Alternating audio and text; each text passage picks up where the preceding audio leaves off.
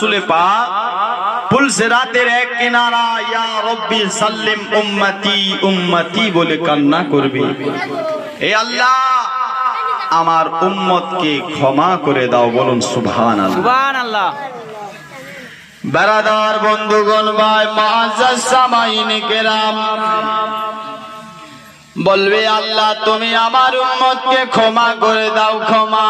বেরাদার আমার নবীর দোয়া আল্লাহর দরবারে কবুল হবে। আমার আল্লাহ তাআলা ডাকবে, এ জিবরিল তুমি আছো তো আছো কোথায়, কোথায় গেছো একটুখানি বলো। জিবরিল সিদরাত থেকে বলবে, ইয়া রব্বি জালিল, বলুন বলুন কি আপনি বলতে চান। আমার আল্লাহ তাআলা বলবে, হাবি এ জিবরিল বলো, যেদিন আমার বন্ধুর সাথে তুমি সফর করছিলে, আমার বন্ধুর সাথে মেরাজের দিকে আপনার চলছিলে, আমার হাবিব যেদিন